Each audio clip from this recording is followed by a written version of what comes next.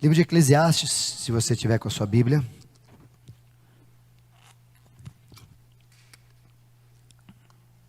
Eclesiastes é um livro escrito por Salomão, e ele faz várias referências, e eu quero trazer um pouco da meditação sobre isso para a gente pensar nessa noite.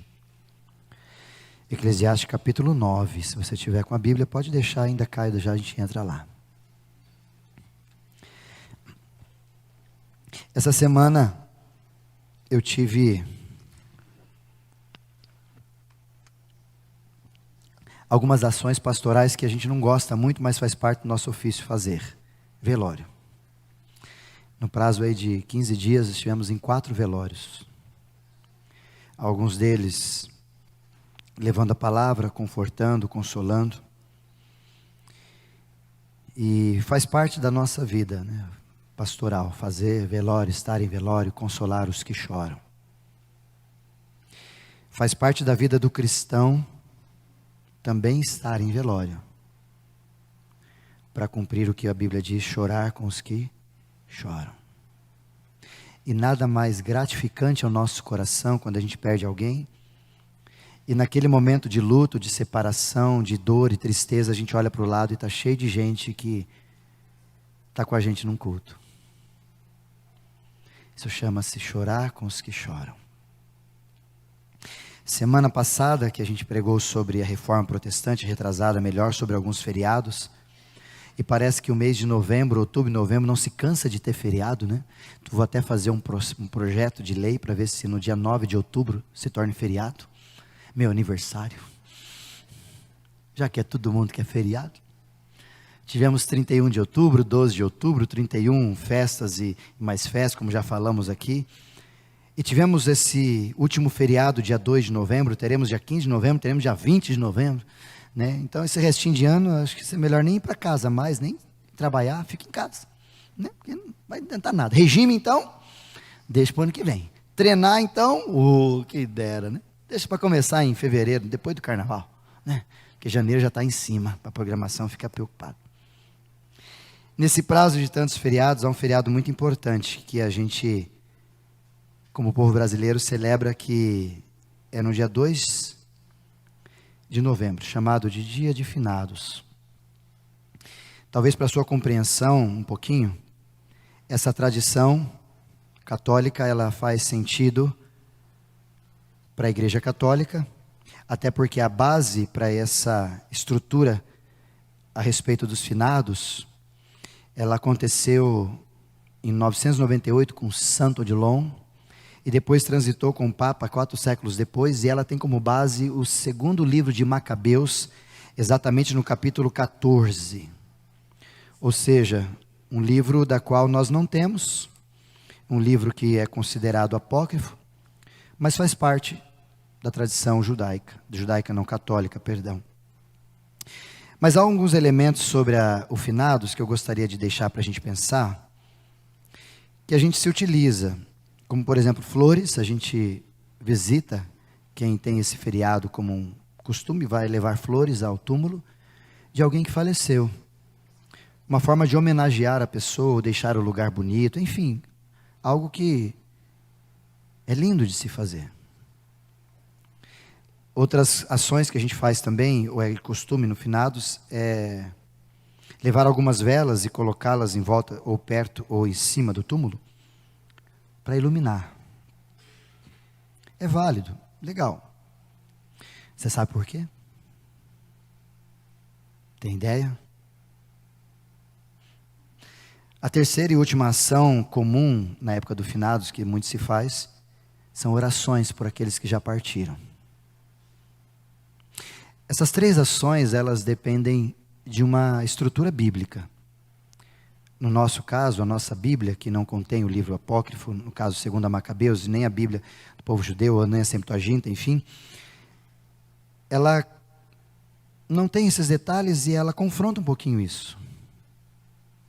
Não só confronta, e nós vamos aprender e entender um pouquinho sobre isso, mas ela não só nos confronta, mas ela nos dá uma outra possibilidade, uma outra forma de enxergar a vida, pela morte. Vou repetir, ela nos dá uma outra possibilidade de enxergarmos a vida pela morte. O elemento de finados, ela tem a ideia de você orar, porque na nossa expectativa de tradição católica, inclusive, a ideia é que a gente para em algum lugar depois que sai daqui. Quando nós morremos, segundo as propostas, se deve orar para que a pessoa, estando no purgatório, uma outra chance, ela tenha a possibilidade de sair dali. Isso na Bíblia não tem. Talvez rapidamente para você entender,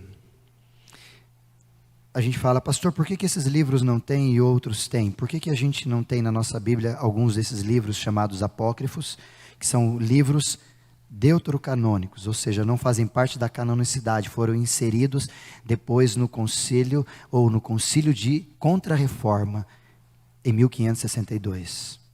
Então eles foram inseridos para combater algumas coisas que Lutero trouxe, que estava antibíblico, que inclusive estão ali, e para combater, para dizer que encaixaram na Bíblia. Mas outro dia a gente fala sobre apócrifos, se você quiser, me liga, manda mensagem, vamos tomar um açaí que a gente conversa bastante.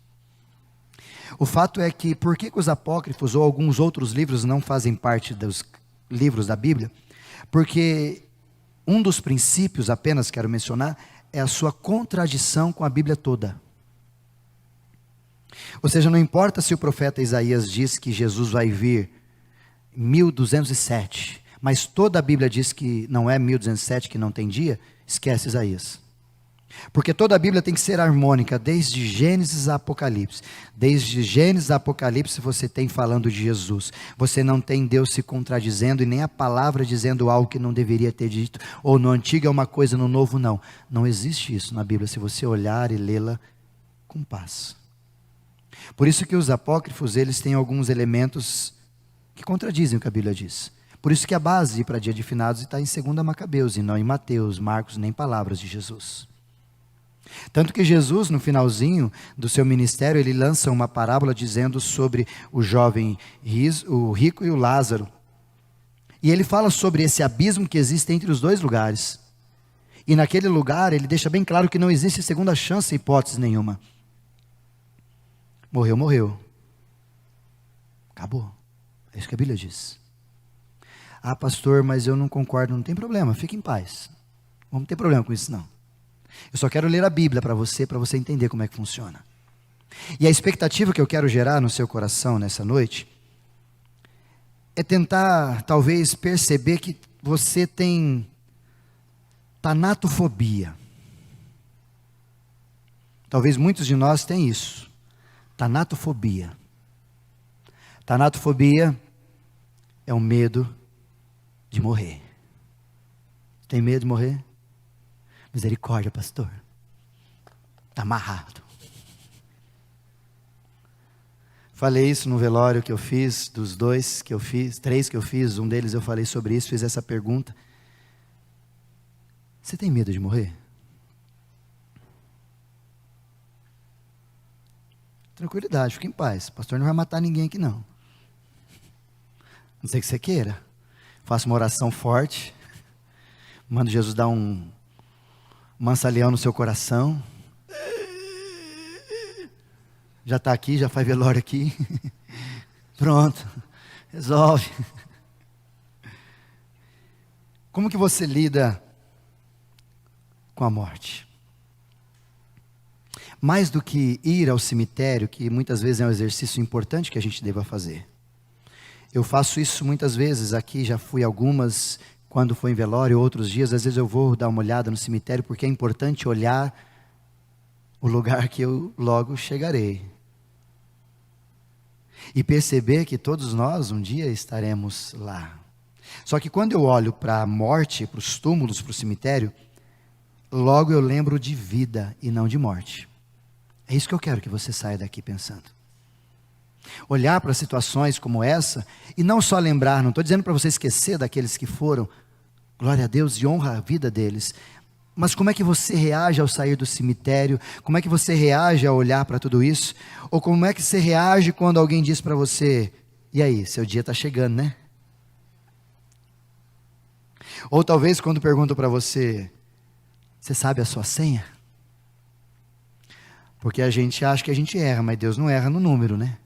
E não adianta trocar com outro que de repente você trocou com a pessoa que vai ser mais rápido que você. Não tem jeito também. O fato é que há uma certeza. Nós vamos morrer. Nossa, pastor, hoje vai ser assim, vai. Você vai morrer. E eu espero que eu faça seu velório. Você morrer antes que eu. Ou espero que vocês vão no meu velório. Se eu morrer antes de vocês. Há duas perguntas que nos ajudam a encarar a morte melhor. Que precisam ser respondidas. A primeira delas é para onde você vai depois que você morrer. Se essa pergunta não tem paz, não tem resposta clara no teu coração, tu tem tanatofobia. Toda vez que tem um velório, alguma coisa, ou fala de morte, alguém morreu, você fica, ai, Jesus. E quando enfim chegar a hora em que a morte enfrentarei? Para onde você vai? Você pode dizer, como alguns dizem, às vezes para mim como pastor, pastor, não sei, existe alguma coisa depois? Ninguém voltou para dizer, qualquer lugar está bom. Sua forma de pensar. Segundo a palavra de Deus, o que ela nos ensina é que só há dois caminhos. A porta estreita e a porta larga, no quesito da vida. E no final, há só dois lugares para nós ficarmos. Ou vamos na morada do Pai, ficar com aquele que nos trouxe de novo, na perspectiva da justificação em Jesus, ou nós vamos para um lugar preparado para Satanás e os seus anjos, para o inferno. Nossa, pastor, é assim duro? Quer que eu desenhe? Fogo, inferno. Para onde você vai quando nós fazermos ou fizermos melhor o seu velório? Uma segunda pergunta que talvez que você precisa fazer, e isso ajuda na nossa resposta, ajudando a não ter medo da morte, é: quando eu vou morrer? Seja bem honesto, se você soubesse a data, se você viesse carimbado, alguma coisa do tipo, dia 5 de novembro de 2023. Poxa, eu olho lá e falo, nossa, está chegando, preciso dar um jeito na minha vida. Olha, está chegando. Talvez seria mais fácil. Ou não. Já dizia o filósofo, a angústia de saber algumas verdades nos levam à apreensão pior. Imagina você saber que amanhã será seu último dia e você fica, eu não fiz o que eu deveria agora. Gente, os últimos dias já seriam uma loucura para todos nós, né? Tem um filme muito legal, não lembro o nome dele, se alguém lembrar me ajuda, que eles têm números assim, o tempo aqui, contando. Você me lembra o nome? O Preço do Amanhã. Obrigado, queridos. E eles vão vendo, e o tempo vai diminuindo, e aqui vai indo, a hora que acaba 00, e pode acabar numa corrida de um encontro com o outro, querendo abraçar, como aconteceu com o filho e com a mãe nesse filme. O tempo do amanhã. O preço do amanhã. Obrigado. A grande questão é que a gente se encontra nessa resposta de quando vou morrer com alguns elementos. Salomão em Eclesiastes capítulo 9, lá no finalzinho, ele diz que ninguém sabe o dia. Isaías capítulo 38, no versículo 10, o profeta diz para nós que alguém ou alguma história que ele está contando, morreu antes do que ele achava que deveria, e lhe foi roubado seus dias de vida. Você não sente assim quando um jovem morre? A gente se sente que quando vai morrer, na nossa expectativa espacial, ela vai ser lá, quando fizer uns 80, 90. Não é assim? Mas e se até lá não vier, ou a gente não tiver essa resposta de quando vou morrer, talvez a gente fique colocando na ponta do lápis ou nas anotações, inclusive nas orações, dizendo, Senhor, não me leva, tenho meus filhos para cuidar. Sim ou não? Senhor, não me leva porque eu tenho muitos planos e projetos. Eu não vi ninguém dizer para Deus, pelo menos não ouvi ninguém dizer, Senhor, não me leva porque meu financiamento está em 36, eu tenho 40 prestação para pagar e está 36, preciso de 36 para pagar a prestação do meu carro, Senhor, não me leva. Nunca vi ninguém falar isso. Me deixa para pagar. Mas a gente vai criando algumas coisas, situações, tarefas, trabalho, família, enfim, na ideia de dizer aos céus de que eu preciso que ele demore a me levar. Eu preciso que haja um tempo muito mais espaçoso entre a morte e o Isaías. Por isso que, quando a gente olha para Eclesiastes, a gente percebe que Paulo leu esse texto e entendeu. Capítulo 1 de Filipenses, versículo 21, por favor, Caio. Não precisa abrir, fique em Eclesiastes, capítulo 9. Só quero fazer essa referência de Paulo. Filipenses 1, 21. Ele diz assim: porque para mim o viver é Cristo e o morrer é só alegria. Tradução do pastor. Talvez você entender melhor, ele está dizendo, para mim viver, quando eu estou em Cristo vivendo, estou em paz. E se morrer, estou melhor ainda. Versículo 22, Caio, olha o que ele continua dizendo. Caso eu continue vivendo no corpo, terei fruto do meu trabalho. E já não sei o que escolher. Por que ele não sabe o que escolher? Se faz o que está fazendo aqui na terra, ou se sobe. Por quê? Pode, 23. Estou pressionado dos dois lados. Desejo partir e estar com Cristo. O que é muito melhor. Sabe o que é isso? É gente que olha para a morte do jeito certo. É gente que ao olhar para a morte do jeito certo, já antes disso, olhou para a vida do jeito certo. Sabe por que muitos de nós têm medo da morte? Porque não enxerga a vida do jeito que deveria enxergar. Porque Paulo, quando nos ensina nesse texto, mostra a realidade da vida. E hoje eu quero te ajudar a entender um pouquinho sobre isso, em Eclesiastes capítulo 9. Coloca o texto para nós agora, Caio. Capítulo 9, versículo 1. Algumas coisas lindas sobre isso. Nós vamos descendo o texto e vamos percebendo uma realidade. Refletir nisso. Nisso tudo que eu vivi, ele está falando de vaidade, vaidade, vaidade. Base do texto de Eclesiastes. E eu cheguei a algumas conclusões, nesse caso específico, a conclusão de que justos e sábios, tanto que os justos e os sábios e aquilo que eles fazem, está tudo na mão de Deus. Numa outra tradução está dizendo justos e sábios, está dizendo gente de Deus e gente que não é de Deus. Está tudo na mão dele. O que os espera, seja amor ou ódio, ninguém sabe. Os dois caminhos no final, ninguém sabe. Pode ir descendo, Caio. Todos partilham um destino comum.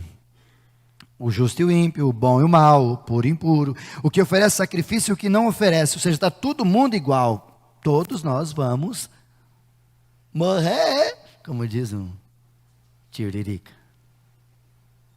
O que acontece com o homem bom, acontece com o pecador. Por isso que talvez você precisa se autoavaliar quando você solta uma frase dizendo, mas ele era tão bom, não deveria ter morrido. Então morre no lugar. Por quê? Vai morrer só quem você acha que é bom? Ou os ruins têm que morrer na sua concepção? Cuidado, que na sua concepção eu como ruim tinha que morrer. Mas na minha é você. Vamos ver quem tem mais fé? Quem mata o outro primeiro? Por isso que o texto é bem claro. O que acontece com o homem bom, acontece com o pecador. O que acontece com quem faz juramentos, acontece com quem teme fazê-lo. Todo mundo está no mesmo balaio. Versículo 3, Caio, por favor. Este é o mal que há em tudo que acontece debaixo do sol. O destino de todos nós é o mesmo: morrer. O coração dos homens, além do mais, está cheio de maldade, de loucura durante toda a vida. E por fim eles se juntarão aos mortos. Não adiantou fazer maldade, fazer bagunça, fazer tudo, vai morrer do mesmo jeito. Inclusive aquilo que você conquistou vai ficar para ninguém. Melhor, vai criar problema para os outros brigar com aquilo que você deixou. Versículo 4. Quem está entre os vivos tem esperança. Até porque um cachorro vivo é melhor do que um leão morto. Então é melhor às vezes você ser um cão do que um leão. É melhor você ser um cara meio na sua do que um corajosão. Pode deixar no 4 lá, por favor, ainda cai. Quem está entre os vivos tem esperança. Você está aqui? Você está entre os vivos? Amém? Está comigo? Você tem esperança? Então, estamos juntos. Só fala amém quem está vivo, ok? Quem não está vivo precisa falar não. Versículo 5. Pois os vivos sabem que morrerão, todos nós. Mas os mortos nada sabem, palavra de Deus. Para eles não haverá mais recompensa e já não se tem lembrança deles. Olha o que diz o versículo 6, finalizando essa perícope a respeito da realidade que todos nós vamos morrer. Para eles o amor, o ódio, a inveja, há muito desapareceram. Nunca mais terão parte em nada do que acontece aqui. É a Bíblia que está dizendo. É a Bíblia. E não só a Bíblia está dizendo, mas o próprio texto de Eclesiastes e o próprio Jesus lá na frente vai dizer: ao homem importa morrer quantas vezes? Uma vez só. Passar disso, juízo. A Bíblia também dizendo em outros textos. A palavra de Deus também vai dizer que o pó volte à terra que o era e o espírito volta a Deus. Acabou. O que o texto do sábio Salomão e os salmistas e outros tantos, inclusive Jesus, é deixar claro essa realidade do capítulo 9, versículo 1 até o 6, de que nós vamos morrer, de que nós vamos padecer, de que esse tempo nosso aqui é breve. Mas ele continua no versículo 7, e aqui é lindo porque, já que nós vamos morrer, olha o que ele traz de esperança para a gente no versículo 7. Portanto, já que tu vai morrer, já que tuas obras aqui, olhando para a vida de uma forma diferente, já que aprendemos que a morte é inevitável, olhe para a vida de uma forma diferente. E ele começa dizendo assim, algumas sugestões. Portanto, vá com prazer a sua comida e beba o seu vinho de coração alegre. Coma bem. Mas não coma como se fosse o último dia não, tá? Pastor, eu vou acabar com toda a comida porque vai que amanhã não tem. Você comer tudo hoje não tem mesmo, nem que você fique vivo ou morto. Não tem para você e não tem para quem ficar. Já se agradou do que você fez, o próprio Deus, Ele está te abençoando. Versículo 8, Caio. E seja sempre vestido com roupas de festa, e unja sempre a sua cabeça com óleo. Salomão está ensinando a gente nessa expressão, esteja sempre vestido com roupas de festa, dizendo, seja sempre alegre numa disposição de vida boa. Disposição. Como eu disse, o Espírito Santo não falou para eu me alegrar hoje. Ô miserável, está aí, ó. Se alegra, é o dia, é lindo o que Deus está dando para nós. Versículo seguinte, 9. Versículo que foi no meu casamento como base. Desfrute a vida com a mulher que você ama. Todos os dias da tua vida fugaz, ou onde há sentido, que Deus deu para você debaixo do sol.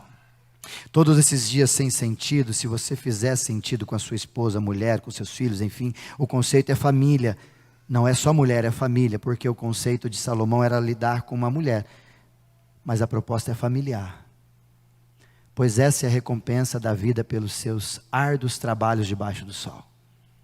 Se há uma coisa que você deveria valorizar, segundo o versículo que a gente acabou de ler, é a sua família acima de tudo.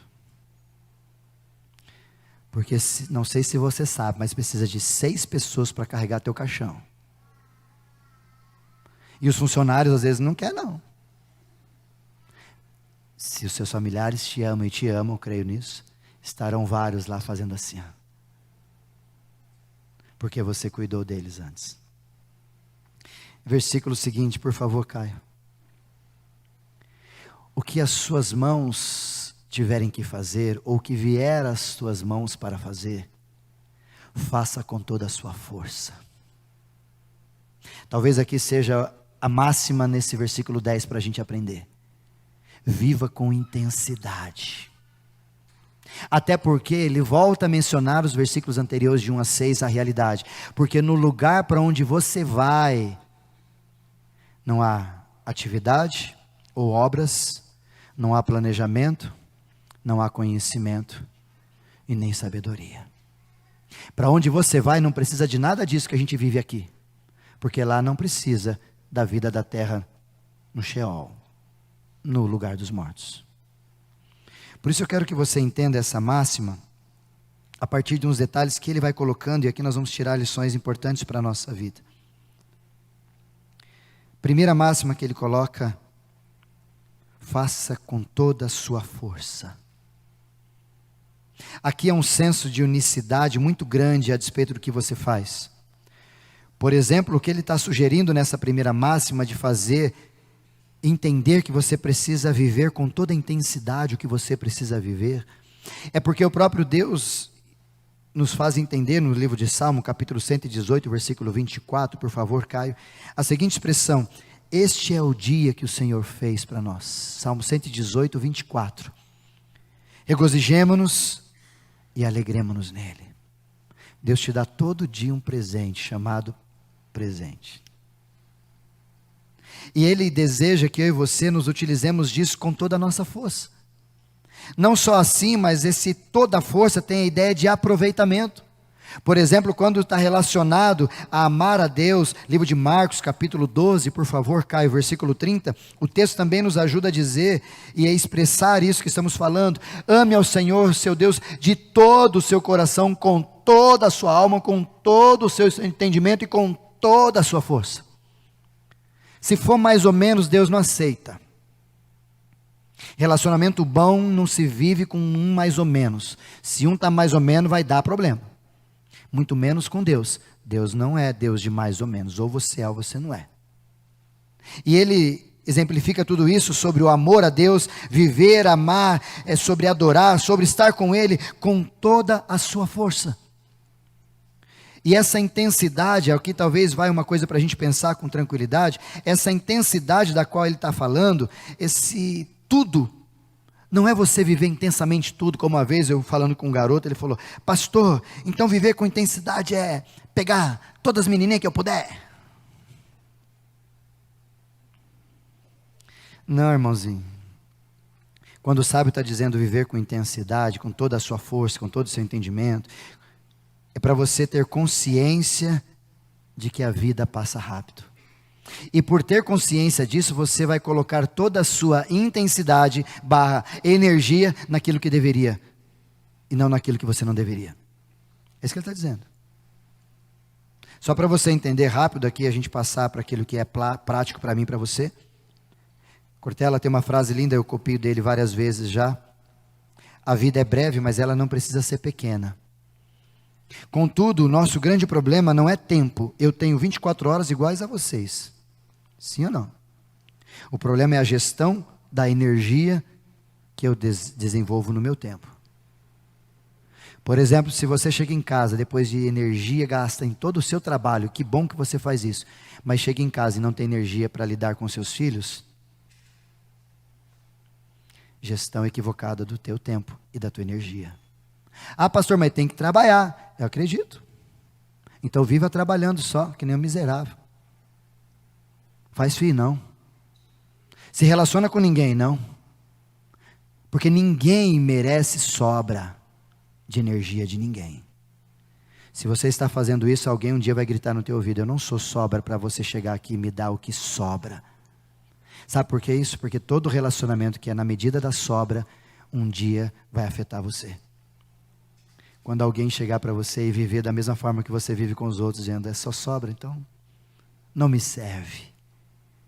Por isso que aqui o primeiro desafio, talvez para a gente guardar, é que a despeito de viver intensamente, a sabedoria está em ser intenso no que de fato deveria ser intenso. Talvez aqui uma breve avaliação.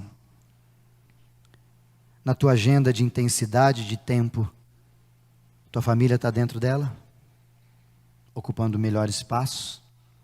A tua saúde está dentro dela, ocupando melhor espaço? A tua vida espiritual com Deus está dentro dela, ocupando melhores e melhores espaços?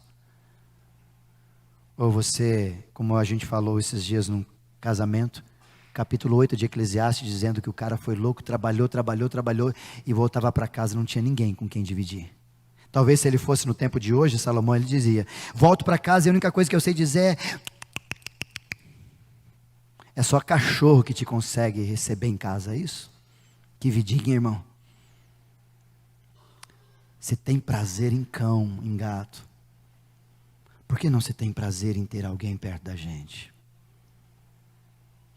Falei ontem no casamento do Maison e da Gabriela: nada contra cão, viu? Nada contra bicho, tem o meu.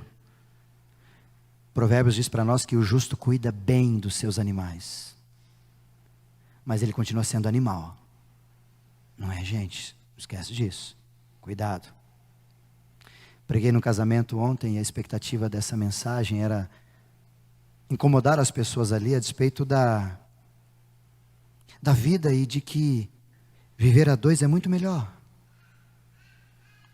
Deus, quando olhou para Adão e viu que o homem estava só e disse: falhei uma arcilhadora, não é bom que o homem esteja só, ou seja, viver em dois é bom demais, é melhor do que viver sozinho. Uma vez comentaram a partir de uma frase dessa: melhor é viver em dois do que só. Aí uma pessoa escreveu embaixo: é que você não conhece algumas pessoas, eu prefiro viver sozinho. Aí o outro sábio escreveu embaixo, refutando a mesma informação: talvez é melhor viver sozinho mesmo, porque você não consegue nem viver consigo mesma.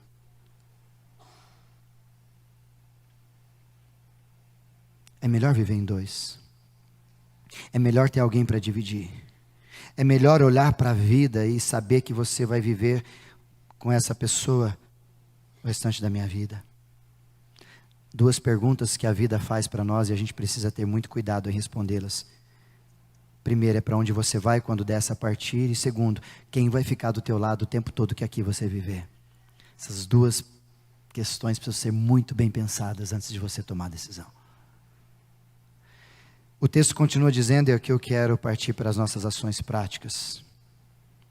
Versículo de número 10, por favor, Caio, de Eclesiastes 9. Olha o que diz o texto: o que na tua mão vier para fazer, faz com toda a tua força. Já falamos sobre isso. Pois na sepultura para onde você vai, ou seja, para o lugar de morte, ele relembra 4 ações que eu quero aqui rapidamente diluir para a gente entender. E por que Salomão faz menção dessas 4 ações? Talvez porque isso é muito importante e que a gente está perdendo isso. E que talvez isso seja o motivador, o combustível para a gente saber viver a vida. Ele poderia dizer: porque onde você vai não tem carro. Ele poderia dizer: por onde você vai não tem mulher. Ele poderia dizer: por onde você vai não tem filhos. Por onde você vai, ele poderia fazer um monte de seleção de coisas que a gente vai perder depois que morrer. Mas ele não, ele coloca essas 4 ações muito claras, e eu quero construir com você rapidamente aqui. A primeira delas, o sábio Salomão nos diz que onde a gente vai, não há obras. Numa tradução mais própria, talvez aí está dizendo: não há atividade. E aqui nos faz lembrar de que se ele diz que lá não vai ter, ele está remetendo a mim e a você a entender: se lá não vai ter, faça aqui logo enquanto tem tempo, porque lá não tem mais. Não adianta chorar, faz aqui.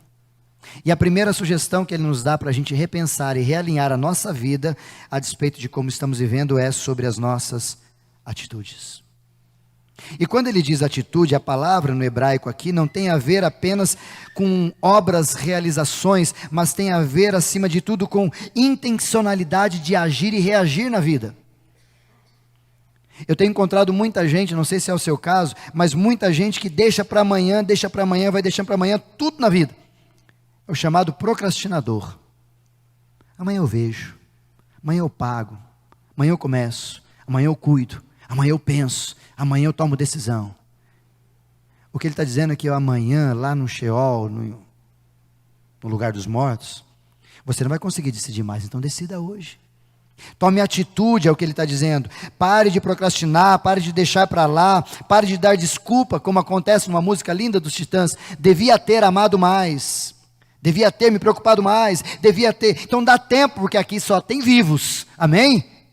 E se tem vivos, há esperança para você olhar para as suas ações, realizações e começar a ter atitude real e verdadeira sobre elas. Caso contrário, você vai se frustrar, porque sinto te dizer, as oportunidades na vida, elas estão sempre ao nosso alcance. Se você não aproveita, alguém aproveita no teu lugar.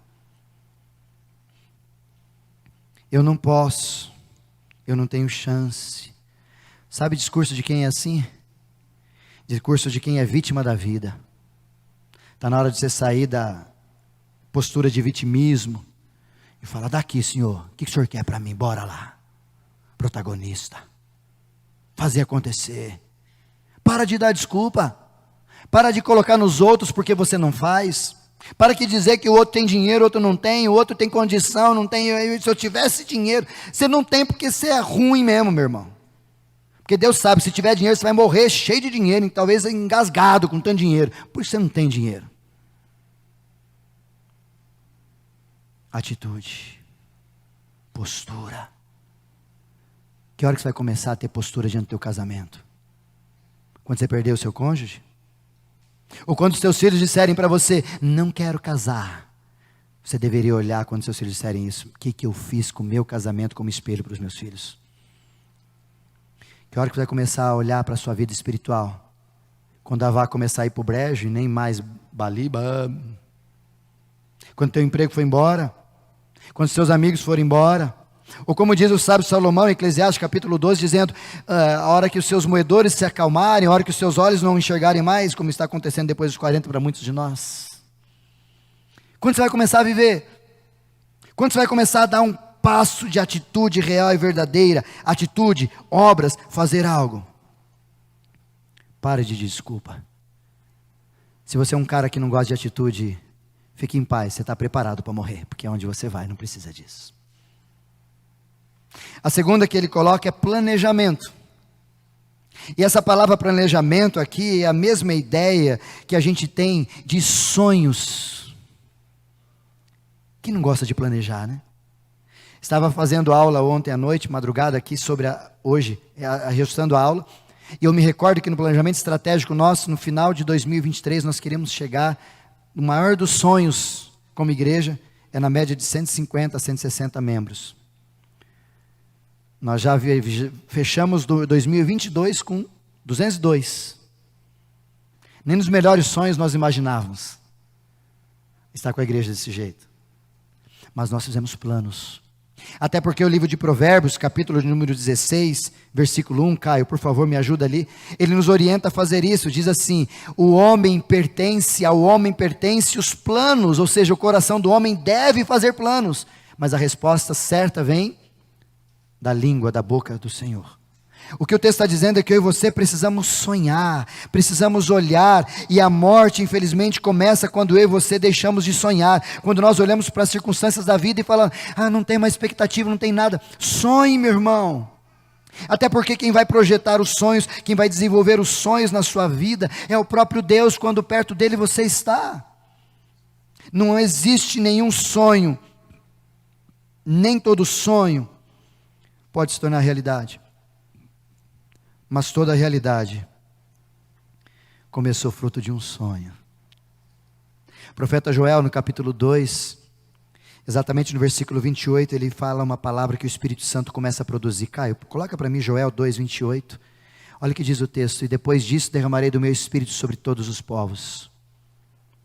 Os filhos e as filhas profetizarão. Os velhos terão sonhos. E os jovens terão visões. Sabe o que é isso? Já viu o velho ter sonho? Tem não. Já entreguei tudo, pastor. Não tem não. É verdade. A realidade humana é os idosos já fizeram tudo, já estão aposentados, já criaram os filhos, já tudo tá. Agora é curtir os netos, maravilha. Mas o texto está dizendo que quando eles recebem o Espírito Santo, a expectativa de vida deles é aumentada. Não em questão de tempo, mas em questão de amplitude e plenitude da vida.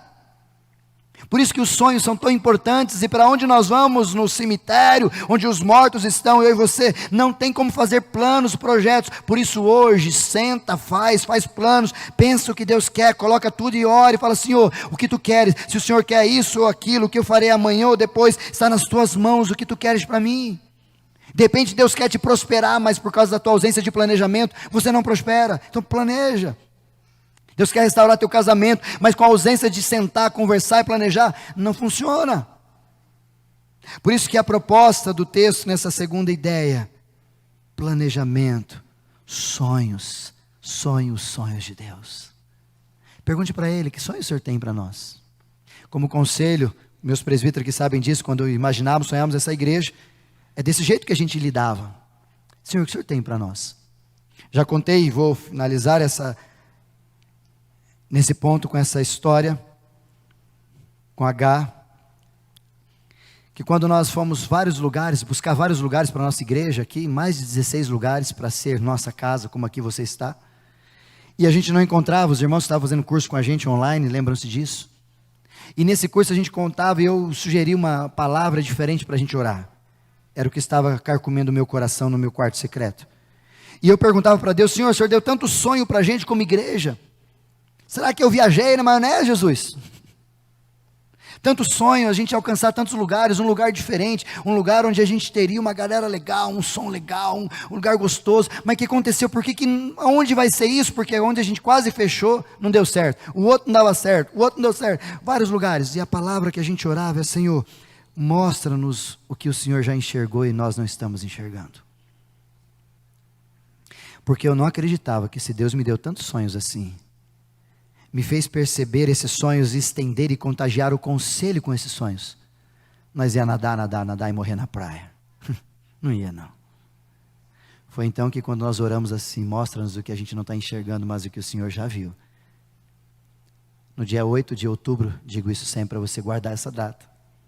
Subindo aqui a rua, do lado onde é o Open Box hoje, nosso amigo Tiago, parei ali, perguntei, estavam mudando, mexendo as coisas, ali era o depósito da Grafilar, e ele disse para mim: não, está alugando sim. Com quem que fala? Com o André. Liguei para o André no dia 9 de outubro, numa sexta-feira, o André me recebeu, a gente se encontrou na esquina, descemos aqui, entramos ali na Open Box, entramos olhando, eu falei: uau, lindo, é aqui. Aí ele disse para mim: pastor, posso te mostrar um outro lugar? Eu falei: claro. Subimos a calçada, entramos por cima ali, pelas salas do QG do que mais ali. Aí ele falou: esse lugar aqui ainda não está para alugar, a gente não colocou placa, mas nós estamos com intenção, se de repente interessar para vocês, a gente aluga para vocês. Nós estamos enxergando. Ele me levou, eu olhei e falei: mas esse negocinho pequenininho, acabei de ver um negócio gigante lá. Não, isso aqui não serve para nós, irmão, isso aqui é menorzinho que a nossa igrejinha lá. Mas está sonhando grande. Aí ele: não, mas eu te mostrar um negócio. Abriu aquela porta que faz aquela barulheira quando nós abrimos. Isso aqui estava gigante, assim, tudo aberto, tudo sujo, eu não via sujeira nenhuma. Acho que isso é meio louco, né? Não via nada, já olhei para cá, o negócio, tudo aqui, eu falei: Jesus, aleluia.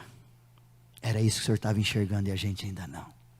Como diz o profeta, a gente estava enxergando apenas uma nuvenzinha, alguma coisa assim de nada, e o Senhor já estava olhando coisas gigantescas para nós, mas nós não enxergávamos. Hoje você está sentado aqui, neste lugar lindo, porque um dia nós oramos: Senhor, mostra-nos o que o Senhor já tem para nós. Talvez está faltando a gente sonhar desse jeito. A gente sonhava em ter um mercado solidário e não mercado livre. Por favor, me ajude. Apesar que se a gente tivesse mercado livre também já estava bem, né? Quantos projetos nós fazíamos, né? Abre aspas, fecha. Pensei alto. Mercado solidário. Achávamos que íamos alcançar quando eu fui com as irmãs lá para Bauru visitar mercado. Fomos em São Carlos visitar mercado. Lembra disso? Nossa, será que nós vamos conseguir fazer um lugar gostoso assim? Começamos com 2, 3, 4. Hoje estamos com mais de 18 famílias sendo atendidas. Tudo começa com um sonho.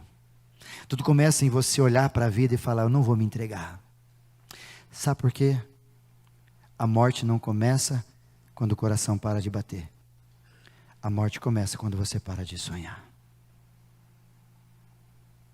Como estão seus sonhos? Quais suas expectativas para a vida? Seus ideais? Talvez nessa noite, tanto eu quanto você, precisamos restaurar os sonhos que o dia a dia, a vida e o inimigo foram apagando. Depois ele continua dizendo sobre conhecimento, Caio, deixa lá no texto de Eclesiastes 9:10. E esse conhecimento, na palavra original, tem a ver com um encontro, um conhecimento que tem a ver com experiência que a gente se desenvolve com as pessoas. E aqui nada mais é esse desenvolver conhecimento nos relacionamentos, nos encontros. E aqui que entra a maturidade. Porque quanto mais eu vou ficando velho, é a proposta da palavra de Deus, mais gente boa eu me torno.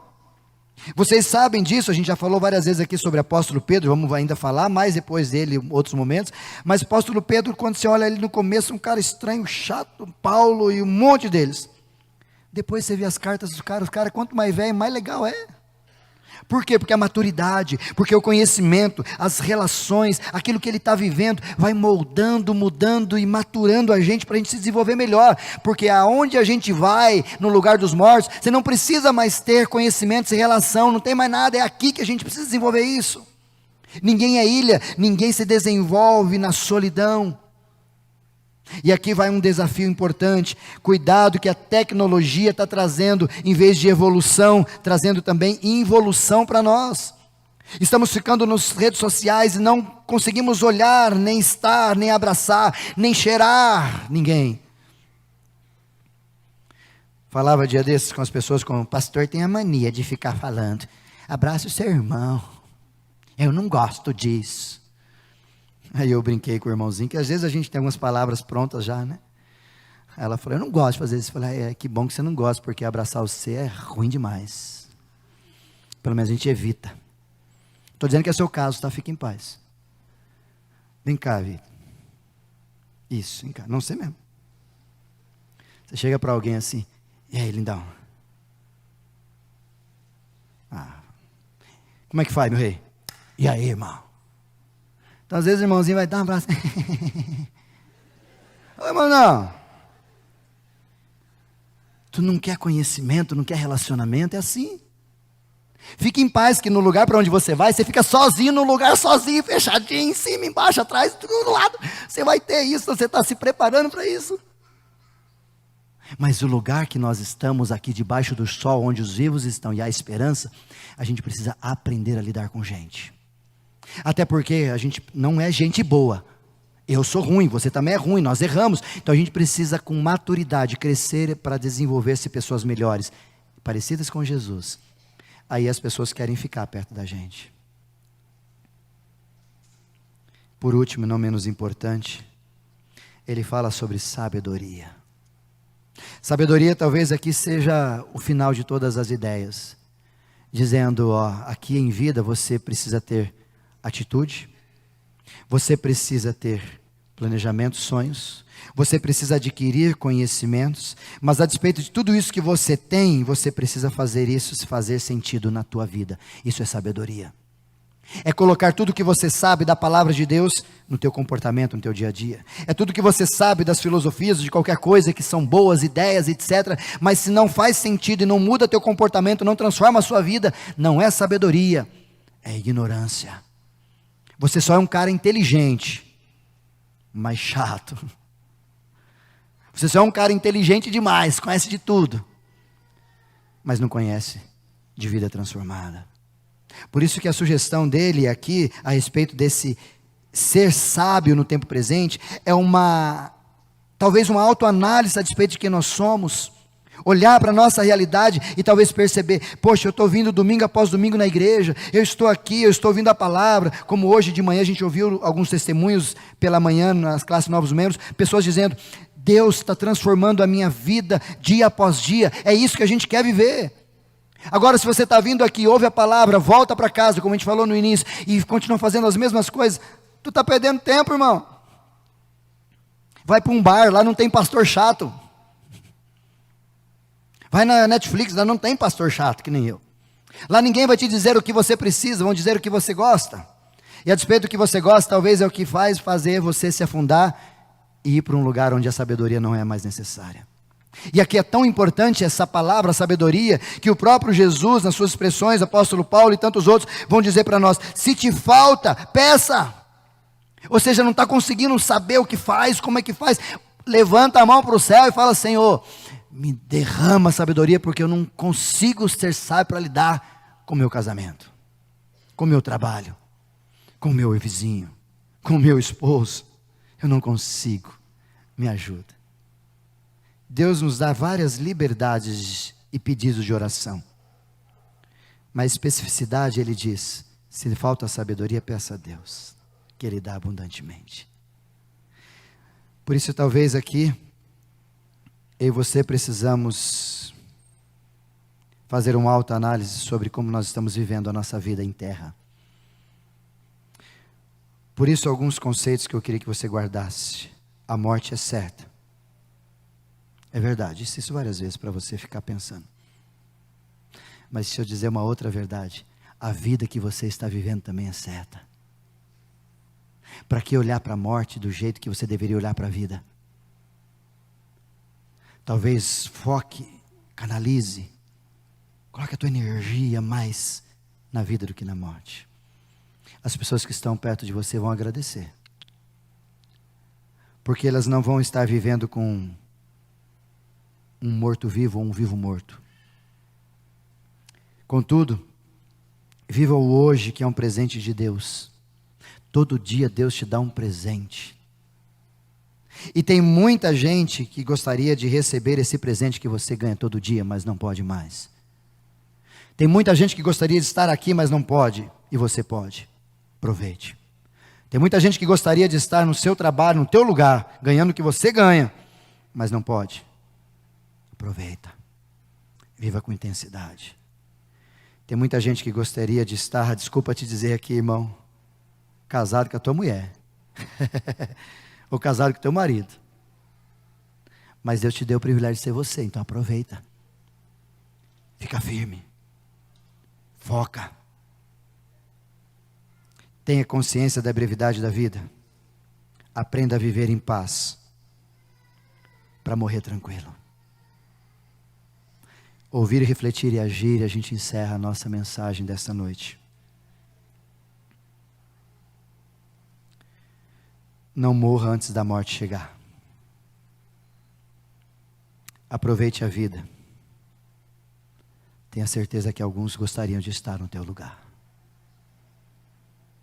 Não morra antes da morte chegar. Não é justo com duas pessoas. Primeiro, com você mesmo. E segundo, com o Pai que te deu a vida. Os outros é só detalhe. Segunda verdade para você guardar: atitudes, sonhos, relacionamentos e transformação só serão úteis aqui, hoje. Então aproveita. Porque no lugar para onde você vai, não precisa de nada disso. Se lá não precisa, aqui é uma necessidade. Se lá vai fazer diferença ou não, a gente não usa, aqui você tem que usar. Por último, a morte é certa,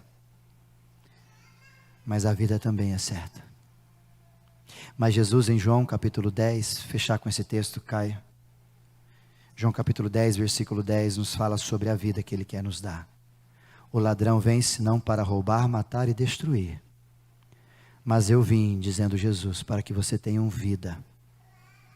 E vida que vale a pena ser vivida. Vida plena. Vida que quando você termina igual Paulo. Viver é Cristo. Morrer, não tem problema não. Já sei para onde eu vou. Cumpri o meu compromisso, meu trabalho, minha carreira. Guardei a fé, combati, estou em paz. Para de olhar para a morte do jeito que você olha. Mas comece a olhar para a vida do jeito que a Bíblia nos ensina para olhar. Talvez assim, quando chegar a hora em que a morte eu enfrentarei, sem medo então, terei vitória. Verei na glória o meu Jesus, que vive está.